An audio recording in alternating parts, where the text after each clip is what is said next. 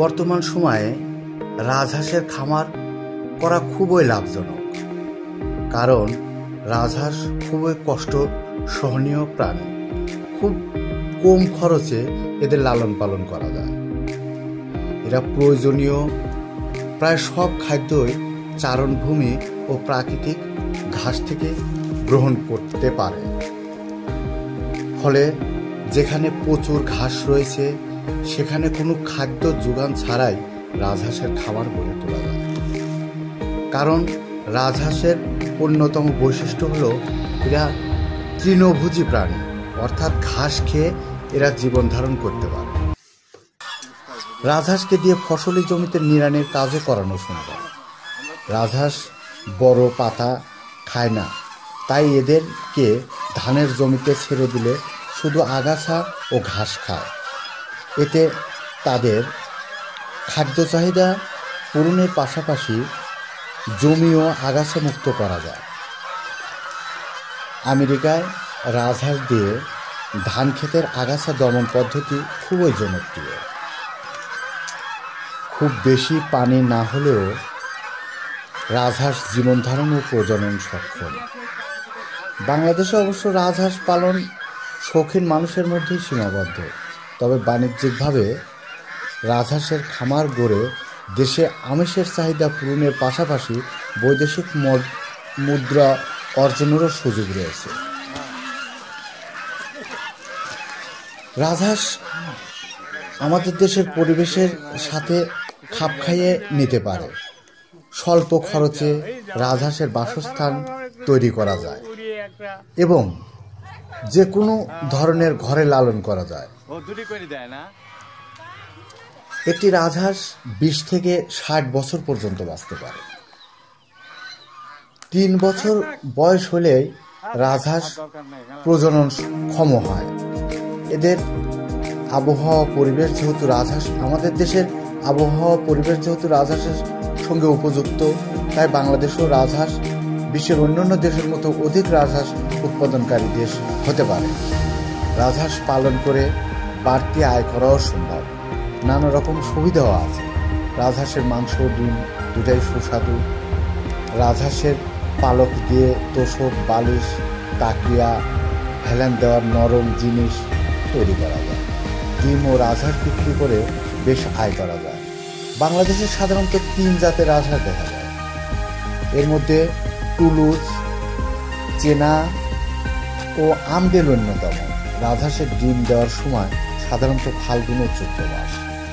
প্রথম বছরের তুলনায় দ্বিতীয় বছরের ডিমগুলো এরা বেশি দিয়ে থাকে এবং বড় সাইজের ডিম দিয়ে থাকে। রাজহাঁসের ডিমের ওজন 140 থেকে 50 গ্রাম পর্যন্ত হয়ে থাকে, যা সাধারণ হাঁস মুরগির থেকে 3 গুণ বেশি হয়ে থাকে। মাংস উৎপাদনকারী পাখিগুলোর মধ্যে রাজহাঁস অন্যতম।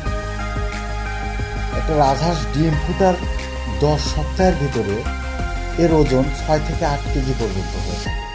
টুলুজ জাতের রাজহাঁস, পুরুষ রাজহাঁসগুলোর ওজন 14 কেজি এবং স্ত্রী রাজহাঁসের ওজন 9 কেজি পর্যন্ত হয়ে থাকে।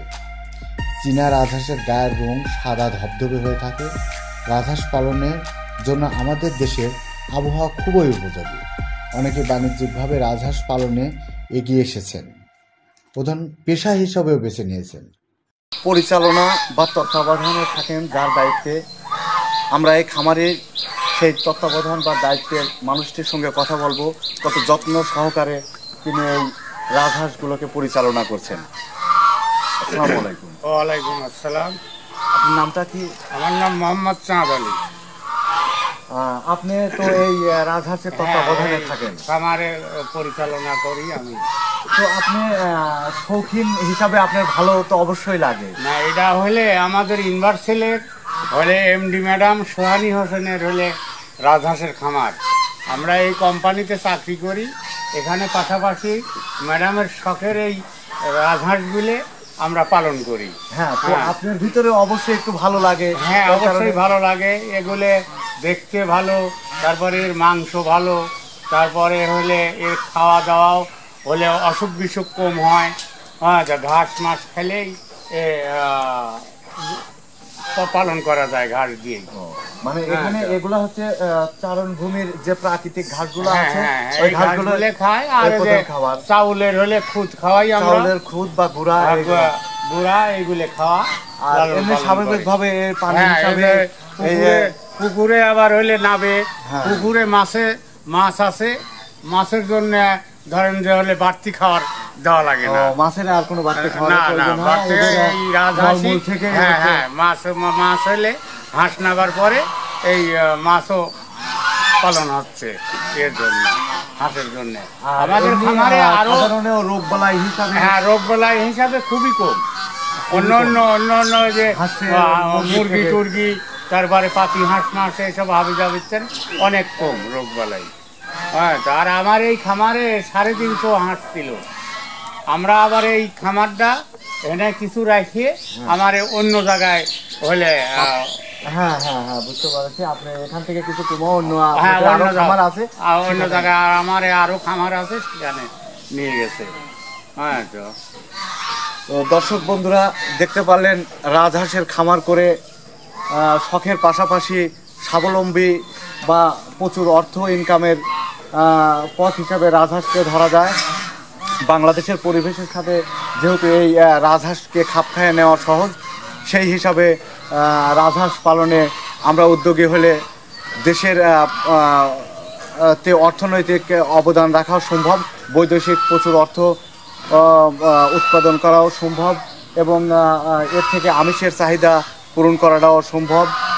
যাই হোক, সর্বোপরি এই খামারে এখান থেকে বিদায় নিচ্ছি। আমাদের পরবর্তীতে আবারও কিছু স্বাবলম্বীর গল্প, আবারও শৌখিন মানুষের আরও কিছু শখের বিষয় আপনাদের সামনে তুলে ধরবো। এই নিয়ে বিদায় নিচ্ছি। আমি ফয়জুল।